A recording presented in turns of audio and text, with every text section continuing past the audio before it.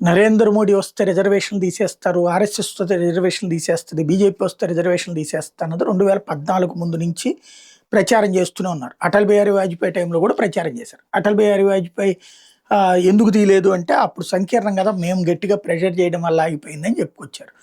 తర్వాత మళ్ళీ నరేంద్ర మోడీ వచ్చిన తర్వాత అదే ప్రచారం చేశారు. 2014 అప్పుడు పూర్తి మెజారిటీ ఉంది, అయినా సరే రేపు పొద్దున తీసేస్తారు, ఇప్పుడు పూర్తి మెజారిటీ అంటే 2/3 లేదు కాబట్టి ఆగారు, లేకపోతే రాజ్యాంగాన్ని మార్చేయబోతున్నారు, రిజర్వేషన్లు ఎత్తేస్తారని చెప్పారు. కాంగ్రెస్ పార్టీ మన మల్లికార్జున ఖర్గే, రాహుల్ గాంధీ, అంతకుముందు ఉన్నటువంటి ఏఐసిసి అందరూ ఇదే మాటలు చెప్పుకొచ్చారు. మళ్ళీ 2019లో ఏకంగా 2/3 మెజారిటీ వచ్చింది. లోక్సభలో 2/3 ఉంది, రాజ్యసభలో కూడా ఉంది.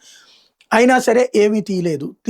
ఎందుకు జరిగింది అంటే, లేదు లేదు రాజ్యాంగం మార్చాలనుకున్నారు, రాజ్యాంగం పుస్తకం పట్టుకు తిరుగుతా మేము ఆపాము, రాజ్యసభలో లేకపోవడం వల్ల అన్నారు. ఇట్లాగా ఎప్పటికప్పుడు రాజ్యాంగం తీసేస్తారు, రిజర్వేషన్ తీసేస్తారు, రాజ్యాంగం మార్చేస్తారు. ఇది ఒక ప్రాపగాండ. ఎందుకంటే ఎస్సీ ఎస్టీలని భయపెట్టడం అన్నటువంటిది, బీజేపీకి దూరం చేయడం అన్నట్టు. వాస్తవంగా భారతీయ జనతా పార్టీ దేశంలో అత్యధిక శాసనసభ్యులు, పార్లమెంట్ సభ్యులు ఎస్సీ ఎస్టీలు ఎక్కడున్నారంటే బీజేపీలోనే ఉన్నారు. కానీ దాన్ని జాగ్రత్తగా దాచేస్తూ ఈ విధమైన నాటకం గత 12 ఏళ్ళు ఏంటి, గత 25 ఏళ్ల నుంచి కాంగ్రెస్ ఆడుతూనే ఉంది.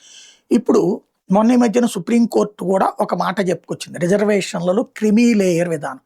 అంటే ఒక ఆయన ఐఏఎస్ చదివాడు, ఐఏఎస్ చదివి ఐఏఎస్ ఉద్యోగం చేస్తున్నటువంటి ఆయన బిడ్డకు కూడా రిజర్వేషన్లు ఏంటి, ఇది తీసేయాలి అన్నటువంటి విధానాన్ని సూచించింది. సుప్రీంకోర్టు న్యాయమూర్తులే వ్యాఖ్యానించారు. కానీ ఇలాంటి అంటే రిజర్వేషన్లు తొలగింపు అన్నటువంటి దాని మీద, లేదా క్రిమిలేయర్ పెట్టాలన్న దాని మీద వచ్చిన వ్యాజ్యాల నేపథ్యంలో సుప్రీంకోర్టు కేంద్ర ప్రభుత్వాన్ని అడిగితే కేంద్ర ప్రభుత్వం చెప్పింది, ఎస్సీ ఎస్టీలు ఇంకా చాలా అభివృద్ధి చెందాలి, వాళ్ళకి క్రిమిలేయర్ వర్తించదు.